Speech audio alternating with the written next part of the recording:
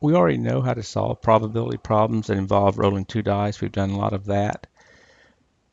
So let's take an example like that and go a little further with it. Suppose we've got an event and call it E, and the event is that the sum is 5 when you roll two dice. And the question is, what is the probability of that event? In other words, what is the probability of getting a sum of 5 when we roll two dice? As you know, one of the easier ways to picture the sample space is to put it into a 6 by 6 square. So you can see there are 36 equally likely results in the sample space. And if we're looking for a sum of 5, it's also easy to see in this format that there are 4 possibilities, either 4, 1, 3, 2, 2, 3, or 1, 4. So by the basic probability principle, that probability is simply the number of things you're looking for, which is a sum of 5 divided by the number of elements in the sample space, which is 4 over 36. And of course, that reduces to 1/9. So this is old hat. We've done this. I want to take it a little further. What if I told you that I've already peaked? I haven't shown you the roll yet, but I've already peaked, and the sum of the dice is odd. Does that matter? Does that change your perception or reality of what the probability of getting a sum of 5 is if you know for sure that the sum is odd? Let's investigate that a little. I'm looking for, and I'll write it in this sort of just written out notation right now, the probability of that event E, given that I know that the sum is odd. Now, what does that imply about the sample space? If I know that the sum is odd, the sample space doesn't consist of things like 1, 3 anymore, because 1 plus 3 is 4. That's even. There are lots of elements of the sample space now that are out the window because I know that they can't happen anymore if I know that the sum is odd. And as a matter of fact, half of the sample space is gone because half of the sums are odd and half are even. So looking at it from that point of view, the number of things that I want, which is getting a sum of 5, didn't change. There's still 4 things. 4, 1, 3, 2, 2, 3, and 1, 4 are, of course, odd, so that doesn't change. But the number of elements in the sample space now has been reduced by half. Instead of 36, there's only 18 odd sums. And as I said, the numerator didn't change. There's still 4 that sum to 5. So the probability of getting a sum of 5, given that the sum is odd, is 4/18, which reduces to 2/9. So the earlier question was, does it matter that I know that the sum is odd? And the answer is obviously yes, because the probability in general of getting a sum of 5 is 1/9. But if I know in advance that the sum is odd, the probability is actually doubled to 2/9. And that leads to something we call conditional probability. If you have a probability that includes an extra condition, something that's thrown in extra, here it was that the sum was odd. We knew that the sum was odd. That probability is called a conditional probability, and we've got a special notation for it. And this is it. Going back to that example, I wrote it before just sort of in words. The probability of E given that the sum is odd. It's the sample space with conditions in the denominator, the number of elements in the sample space with conditions in the denominator. In the numerator, it's whatever happened to what I wanted, incorporating the condition, and that came out to be, of course, 2/9.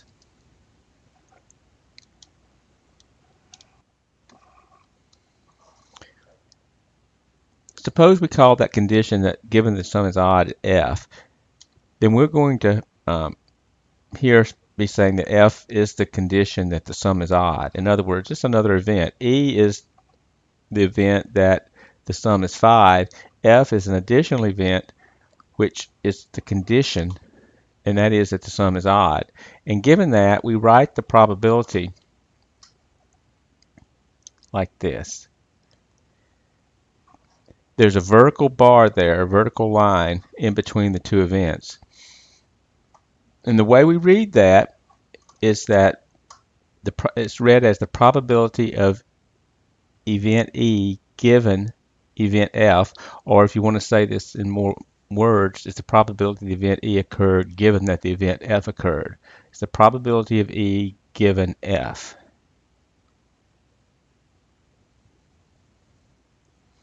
When you read that conditional probability, I said it, but I'll point it out, that vertical line is always read as the phrase given that.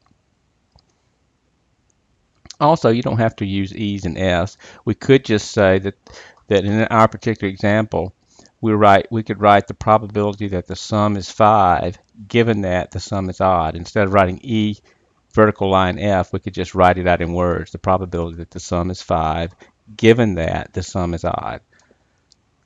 So that's what we mean by conditional probability, and that's the notation for conditional probability. Venn diagrams are very powerful in a lot of things that we do, and in particular, it's very powerful in looking at conditional probability. So I want to look at this in terms of Venn diagrams.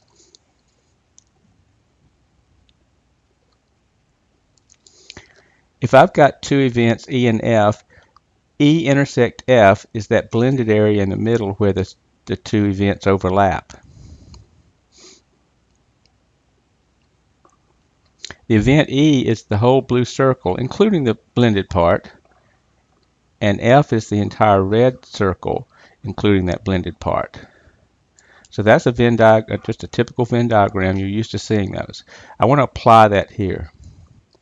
So what if I'm looking at the probability of an event E given F? In other words, the probability that E occurs given that F occurred. Well, if I look at it this way,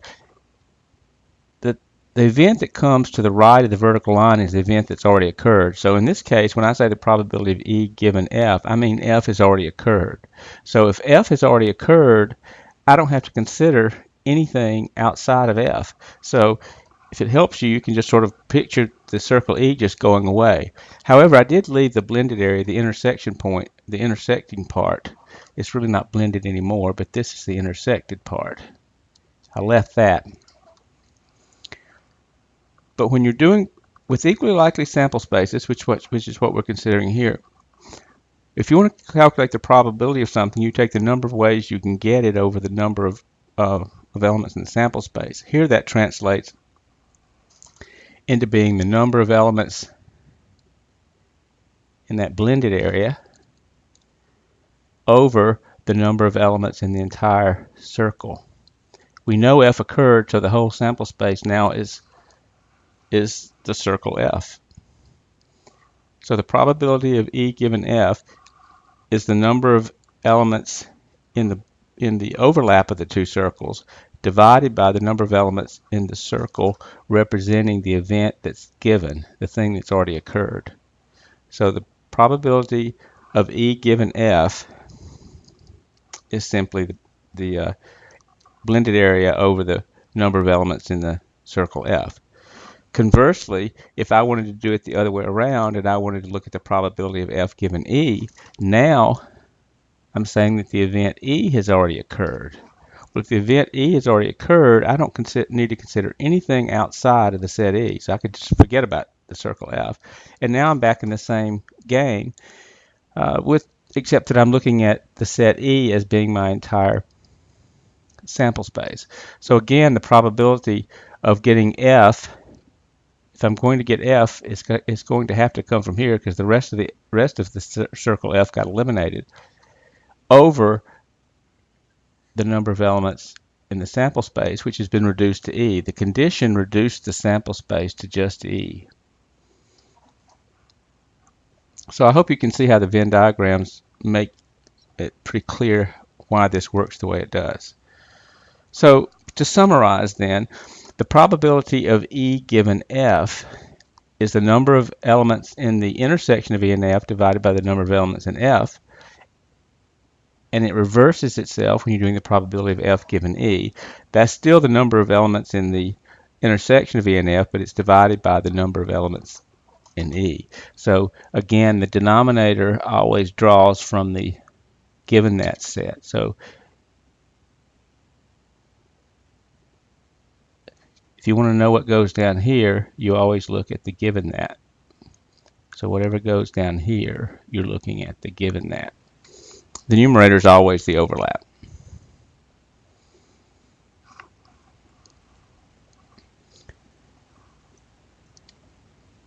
Now, technically, I derived this result for equally likely sample spaces. I won't go back through the derivation, but I will say occasionally you do have to work with sample spaces that aren't equally likely, and if you do, you can still do it. You just have to look at it in terms of probabilities instead of counting. If you're counting up things that aren't equally likely, it doesn't work anymore. So essentially, if you can convert to the different form if you're not doing equally likely just by changing all the n's to p's, and you get the other result. We seldom have use for that directly because almost all of our sample spaces are equally likely. So most of the time, we'll be using that first variation of the formula.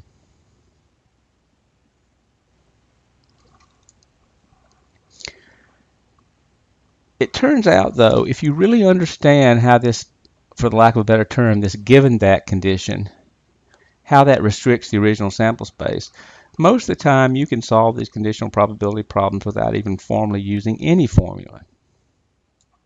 And I'll show you what I mean by that.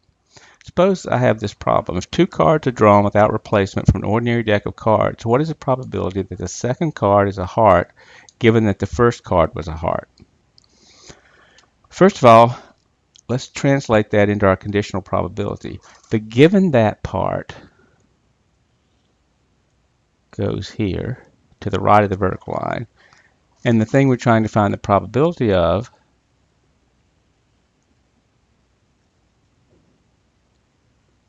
goes here. So the probability that the second card is a heart, given that the first one is a heart. And I'm covering up that formula entirely because I'm trying to make the point that you really don't have to have it if you understand what the idea is behind conditional probability. This condition means something has already occurred, and what's occurred here is that the first card was actually a heart. So that reduces or restricts our sample space. So if we know that the first card was a heart and it was drawn without replacement, then instead of there being 52 cards in the deck, after that first draw, there are only 51 cards in the deck, and the one that got drawn out is the one that got reduced. There are still 13 clubs, 13 spades, and 13 diamonds, but now there are only 12 hearts because that's the one that got drawn out. The heart was drawn out.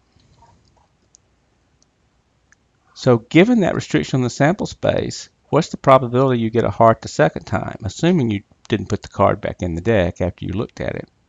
Well, it's pretty simple.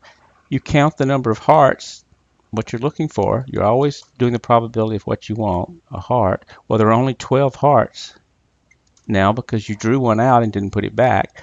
And since you didn't put it back, instead of there being 52 cards in the deck, there's only 51 cards in the deck. So the probability that the second card is a heart, given that the first is a heart, or was a heart, is 12 over 51. Now we'll give you a little bit of a word of warning. You need to reduce these fractions, and lots of people think 51 is prime, but just need to remember this: 51 is not prime, and it comes up quite a bit. Just remember that it's not. It's actually 17 times 3. So at 12/51 can actually be reduced to 4/17. So don't do all the hard work and then forget to reduce your fraction or think you reduced it when you really didn't. So the probability the second card's a heart if the first one was a heart is 4/17. Simple example, conditional probability, where you really don't have to use the formula we derived if you understand what's going on, and that's really what you can do most of the time. Let's do another problem. This time we've got a container with 35 green marbles, 20 blue marbles, and 4 red marbles. Notice 35 plus 20 plus 4 is 59. So there are 59 marbles in that container. Two of those marbles are randomly selected without replacement.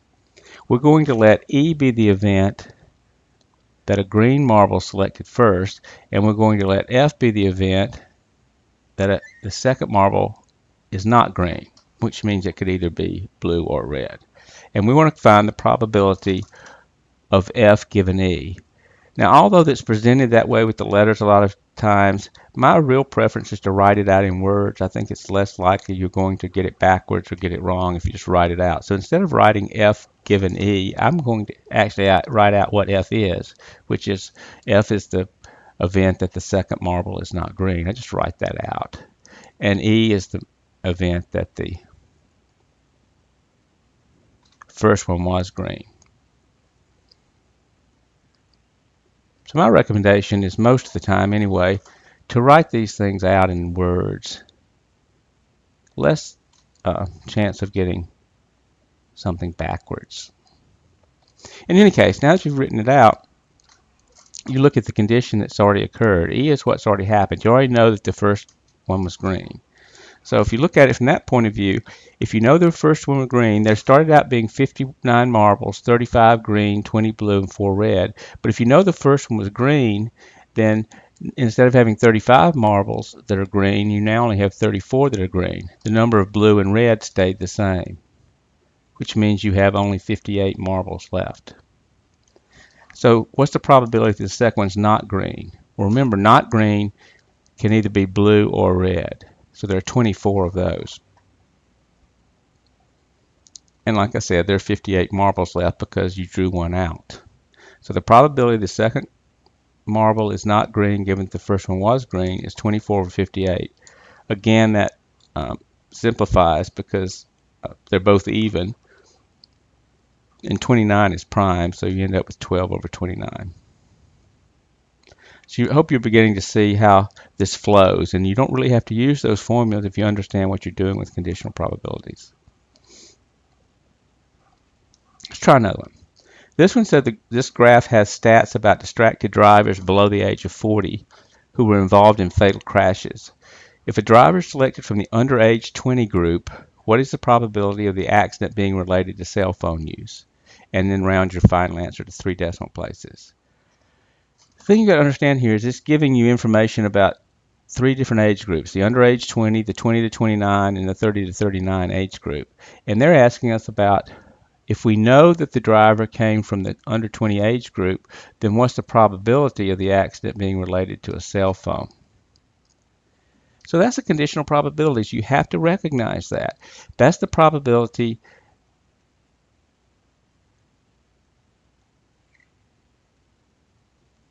that the driver came from the under 20 group, and then we want to know the probability that that accident was related to the cell phone use. So that's here.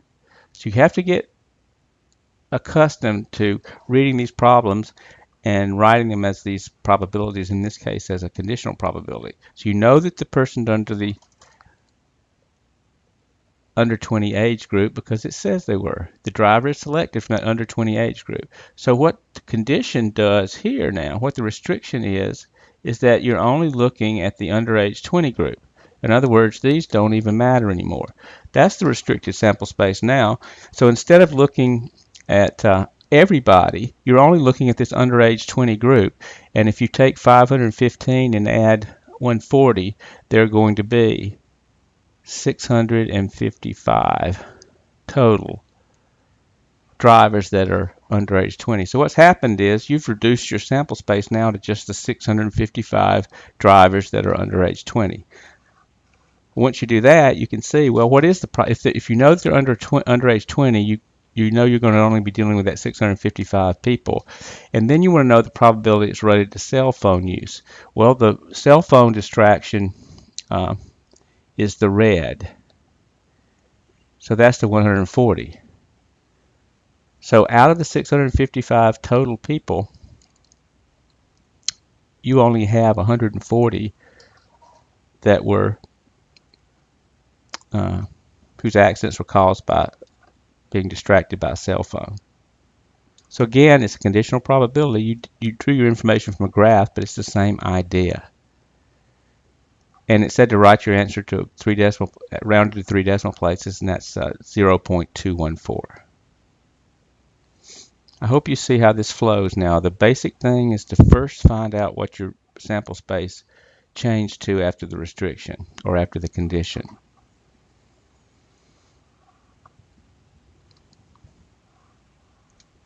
There's another way to write the formula for calculating conditional probabilities that we're going to find very useful. In terms of just doing conditional probabilities, we actually rarely ever use the formula. But there is a way to write it where we do use it quite a bit. If you took this formula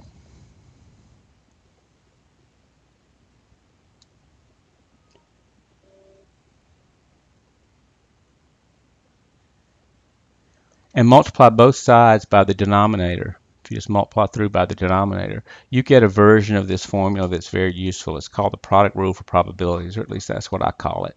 And it says that the probability of the intersection of E and F is the probability of the event E times the probability of the event F given E.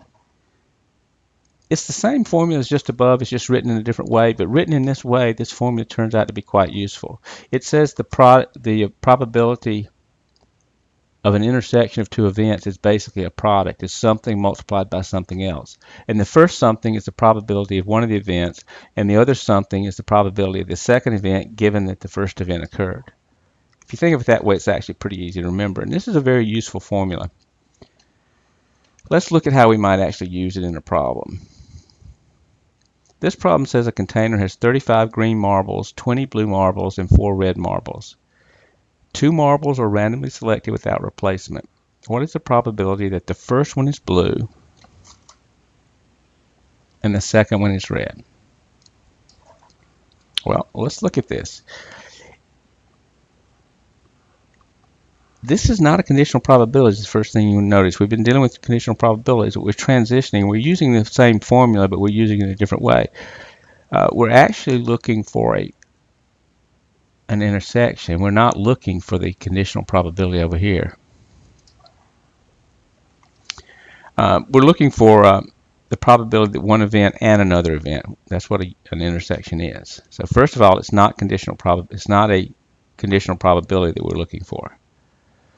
But if I use the product rule for probabilities, the event E is the probability that the first one is blue. The event F is the probability the second one is red. So I'm looking for the probability that the first is blue intersect, which is the same as and, the second one is red. Applying that formula, that's the probability that the first one is blue times the probability that the second one is red given that the first one is blue. So although I'm not looking for a conditional probability as an answer, it does pop up in the equation. Let's keep going. Think about what's happening now. We're drawing twice. On the first draw, remember the condition is going to come into play over here. But right now we're just looking at the probability the first one is blue. On the first draw, we have all our marbles. So we have all 59 marbles on the first draw. And there are 20 blue ones. So the probability is 20/59 that you get a blue one. Remember, the condition over here hasn't kicked in yet. This is the first draw we're still dealing with. So the probability is 20/59. Now we move to the second draw. Now the condition kicks in. Now we know that the first one drawn was blue.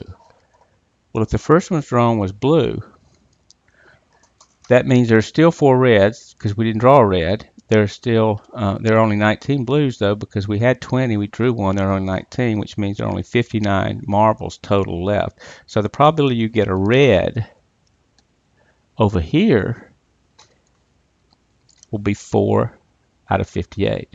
Remember, there are still 4 reds because none got drawn, but the 59 total goes down to 58 because one of the marbles came out, it just wasn't a red.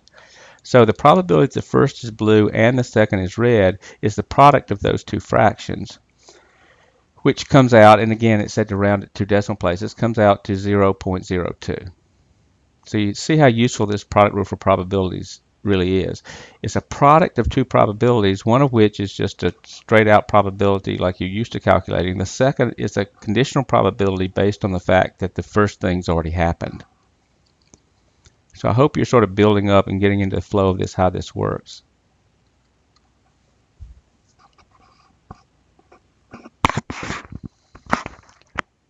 I'm a big believer in tree diagrams. Some people call these probability trees, but even applied to probability, the tree diagrams are extremely useful.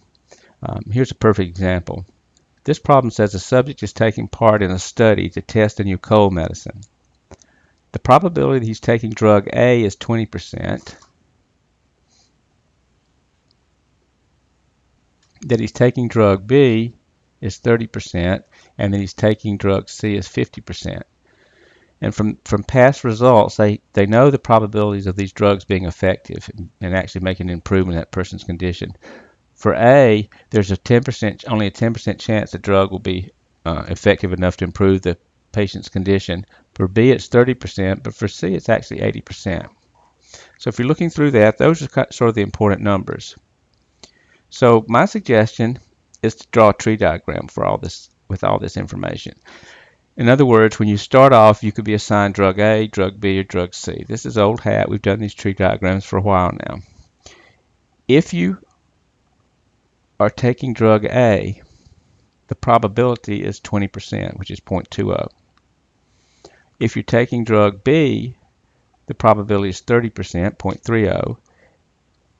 And if you're taking drug C, the probability is 50%, which is 0.50. Notice those probabilities add up to 1 because you're going to be taking one of those three drugs.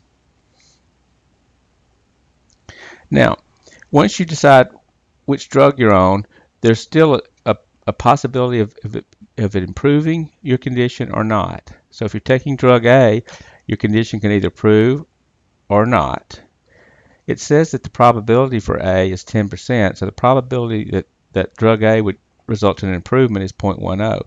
That means that the probability that it wouldn't improve is the rest. So remember the complement rule, if the probability is 0.1, and the probability of not improving is 1 minus 0.1, which is 0.9 or 0.90. Same thing with the other two drugs. If you're taking drug B, you could either have an improvement or not. It says that the probability for improving with drug B is 30%, so that's 0.30. So not would be 0.7. And then C, the probability, again, could be improved or not improved, but the probability of improving is 80%, 0.80. So the probability of not would be 0.20.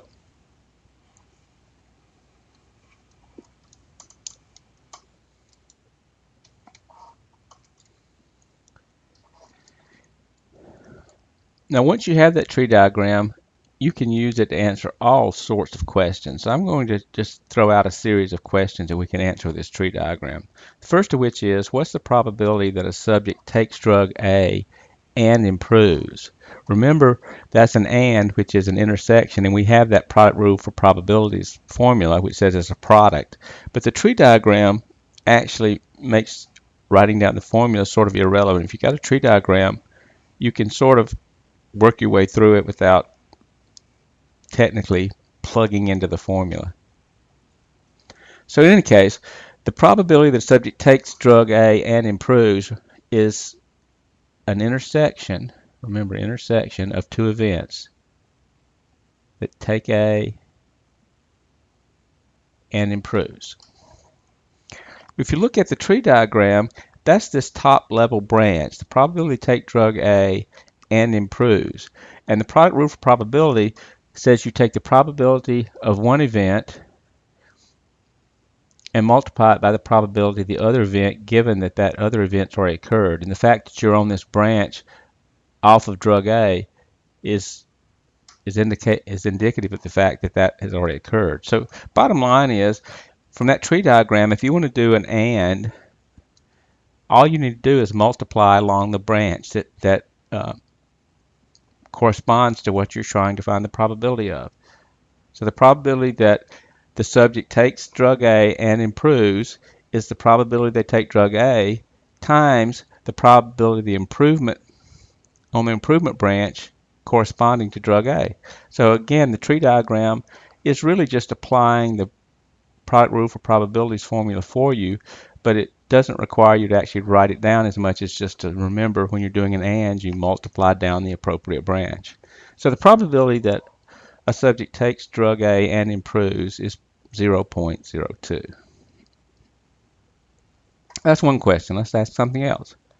What's the probability that a subject takes drug B and does not improve? Well, again, it's a product rule of probability problem, but with the tree diagram, all you need to do to find the probability that a subject takes drug B and does not improve is to find that branch. So you go down the branch that takes you to drug B, and from there you go down the branch that goes to not improving, and the probability is just becomes the product of those two numbers along the branches, which would be 0.30 times 0.70, and that is 0.21.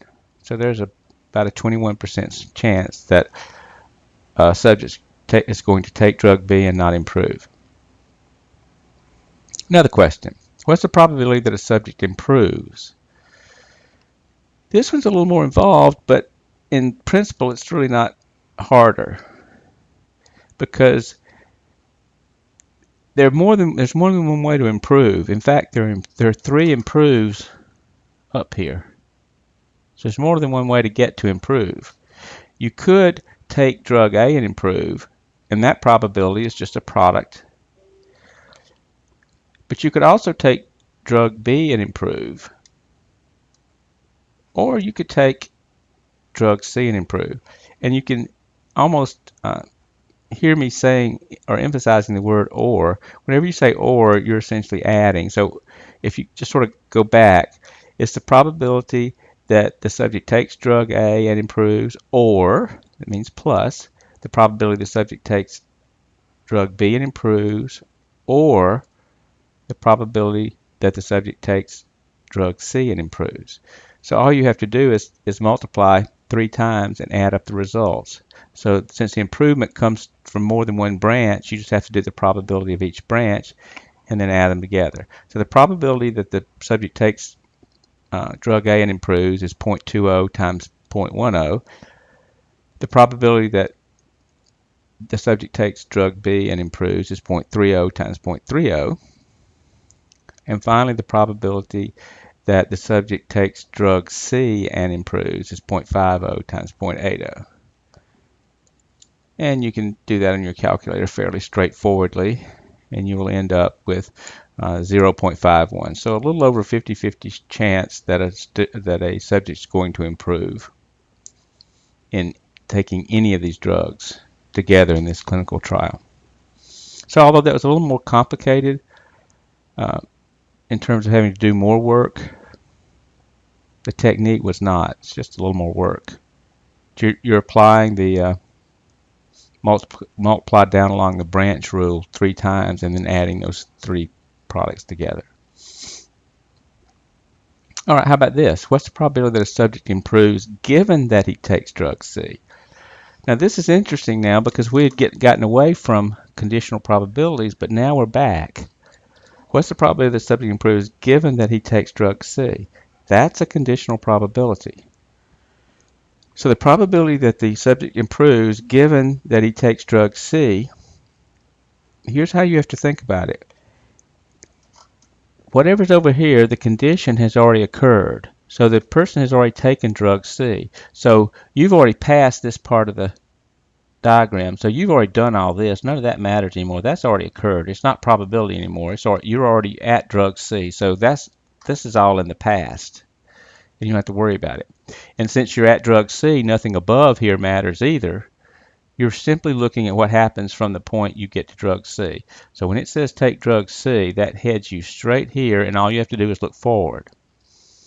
Well, then that becomes easy. So what's the probability of improvement if you're already sitting right there at drug C? Well, look, if you're at drug C already, the probability of improving is simply 0.80. So again, the tree diagram is extremely helpful. And what we're going to talk about a little more in a minute is that when you're doing conditional probabilities, they will always just be probabilities right off of one of these interior branches. There's really no calculation involved. Once you've actually done the calculation to get the tree diagram values, but there's no further calculation involved. So the probability that a subject improves given that he takes drug C is 0.80. What's the probability that a subject doesn't improve given that he takes drug B? Again, it's a given that, so it's another conditional probability. And the condition is that he takes drug B. So that takes you straight here. So you're already at branch B. So you think about this, you're already at branch B. Everything back here is already in the past. That's already happened. So you don't have to worry about any of that. And you're looking only at the drug B branch. So the probability that the subject doesn't improve given that he takes drug B is simply the branch probability of not improving that branches out from drug B. So it's 0.70. So once you get the tree diagram, the conditional probabilities are mainly just go down in the right branch and circle the right number on that branch, or the tip of that branch. Now, I went through this exercise to try to emphasize just how important tree diagrams can be. Now, granted, you can just plug into formulas and not worry about tree diagrams at all, but to me it helps to see things, and those tree diagrams really help you to see what's going on. Let's put it all together. And I sort of hinted at, or maybe even outright said some of these things already, but I just want to say it again for emphasis. When you're computing these intersections, which are ands, you're multiplying down a branch. So for instance, the problem that says what's the probability that the subject takes drug B and does not improve, you just find the branch for drug B and not improving, multiply, and you got it. If I want to know the probability the subject takes drug A and improves, go down the branch with drug A and improvement, multiply, and you've got it. There's another thing, again, I've just alluded to that too, but I want to again emphasize it. Once you get a tree diagram completed, you can also find those conditional probabilities, things like the probability of an event E given event F, and they're already displayed right on the interior branches. So the interior branches are conditional probabilities. Once you get past the first branch point, you're into conditional probabilities. So you can read them right off the tip branch of the tree if you know which one to read off. Again, like we said before, if I ask you what's the probability that the subject improves given that he takes drug C, then you simply go and you sit right at drug C. You're already there, so everything back here has already happened. It's in the past. You don't have to worry about that. And you just look forward and see what the probability is that the subject improves. And of course, that would be 0.80. So I'm trying to make this obvious and clear to you, so when you see these, you know. If you're doing an AND, or which is an intersection, you multiply down a branch.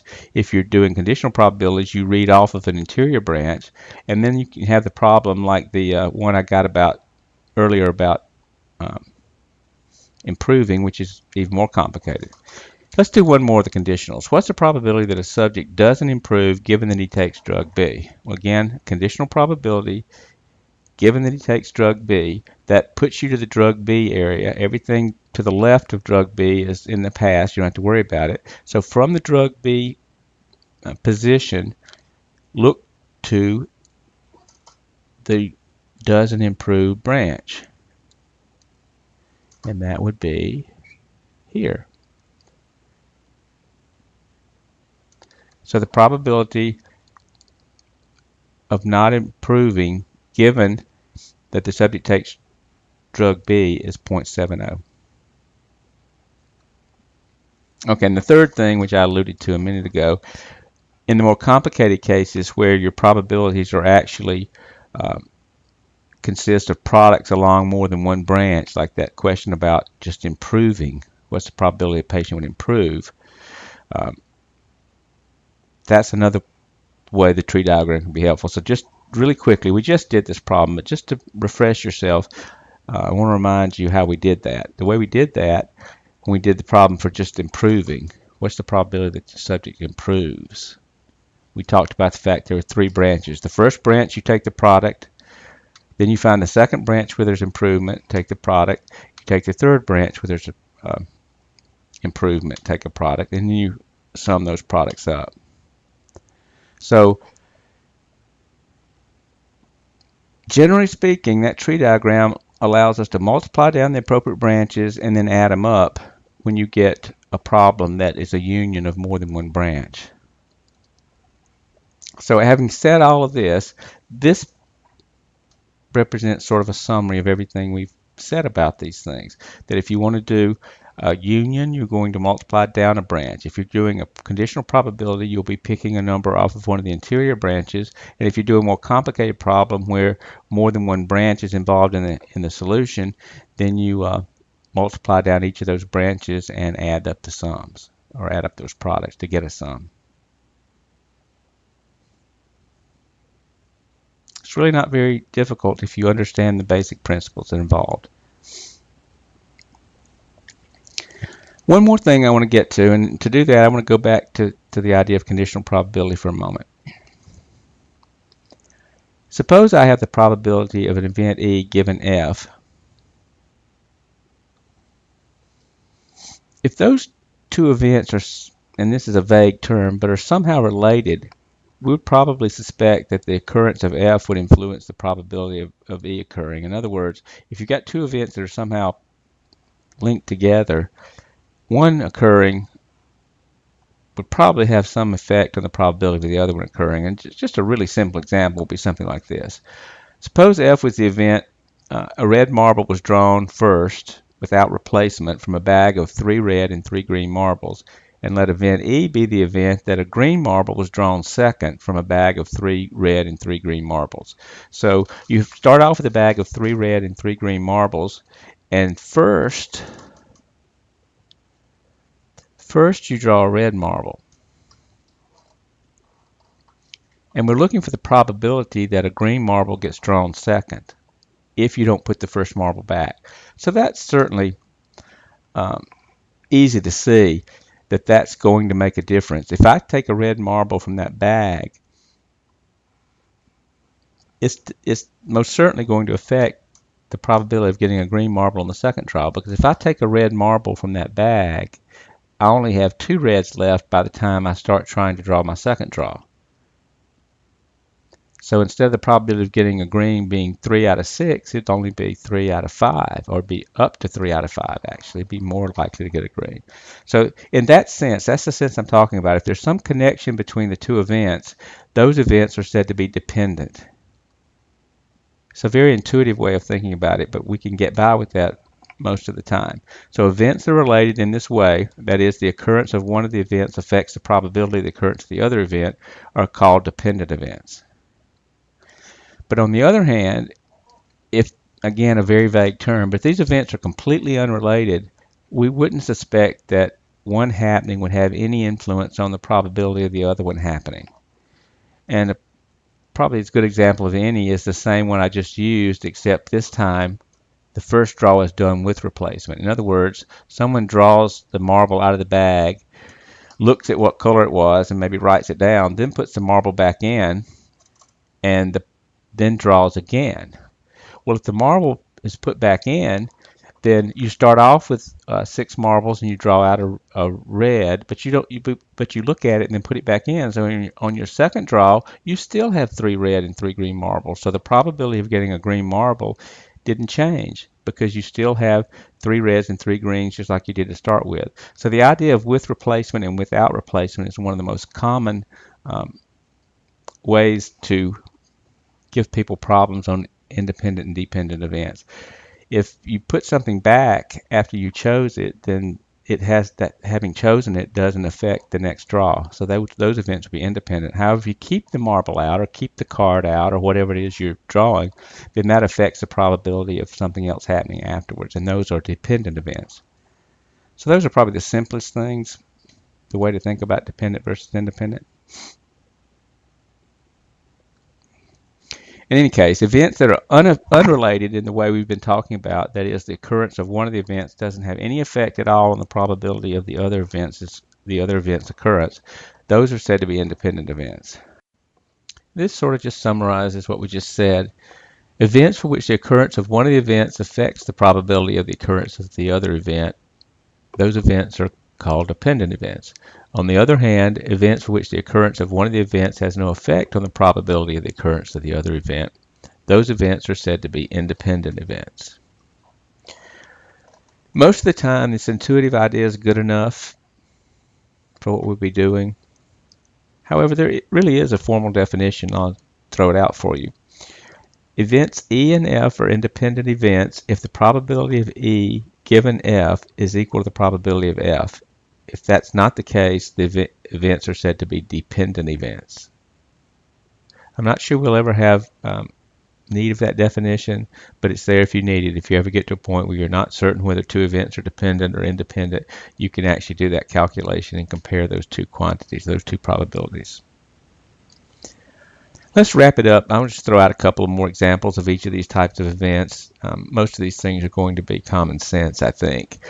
For example, if we draw 2 cards from a deck of cards without replacement, if event A is that the first card is a diamond and event B is that the second card is a diamond, those 2 events are most certainly connected or dependent on each other, because if you draw that first card out and don't put it back in, then that's going to affect the probability of what you get out as the second card.